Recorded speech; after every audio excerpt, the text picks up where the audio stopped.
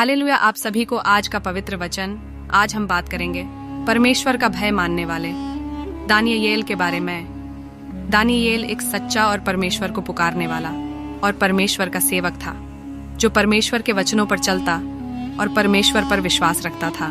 दानियेल सदा प्रतिदिन 3 बार परमेश्वर से प्रार्थना किया करता था।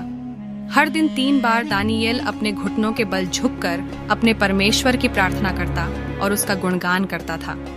दानियेल ने जब इस नए नियम के बारे में सुना तो वह अपने घर चला गया। दानियेल अपने मकान की छत के ऊपर अपने कमरे में चला गया। दानियेल उन खिड़कियों के पास गया जो यरूशलेम की ओर खुलती थी। फिर वह अपने घुटनों के बल झुका जैसे सदा किया करता था। उसने वैसे ही प्रार्थना की। सो राजा दारा ने आदेश दे दिया। वे लोग दानियेल को पकड़ लाए और उसे शेरों की मान में फेंक दिया। राजा ने दानियेल से कहा, मुझे आशा है कि तू जिस परमेश्वर की सदा उपासना करता है वह तेरी रक्षा करेगा।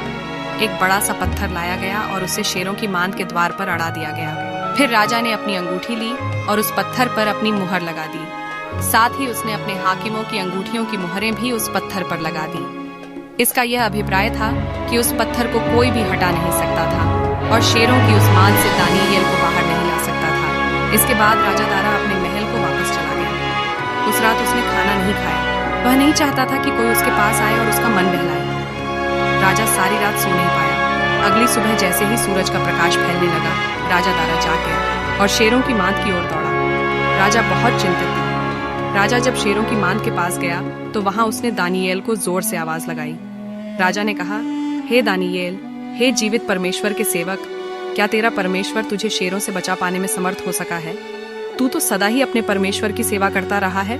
दानियेल ने उत्तर दिया, राजा अमर रहे। मेरे परमेश्वर ने मुझे बचाने के लिए अपना स्वर्गदूत भेजा था। उस स्वर्गदूत ने शेरों के मुंह बंद कर दिए। शेरों ने मुझे कोई हानि नहीं पहुंचाई, क्योंकि मेरा परमेश्वर जानता है कि मैं निरपराध हूं। मैंने राजा के प्रति कभी कोई बुरा नहीं किया है। राजा दारा बहुत प्रसन्न था। राजा ने अपने सेवकों को आदेश दिया कि वे दानियेल को शेरों की मांद से बाहर खींच लें। जब दानियेल को शेरों की मांद से बाहर लाया गया तो उन्हें उस पर कहीं कोई घाव नहीं दिखाई दिया।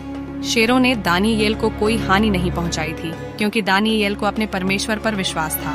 इसके बाद राजा ने उन लोगों को जिन्होंने दानियेल पर अभियोग लगाकर उसे शेरों की मांद में डलवाया था, बुलवाने का आदेश दिया और उन लोगों को, उनकी पत्नियों को और उनके बच्चों को शेरों की मांद में फेंकवा दिया गया।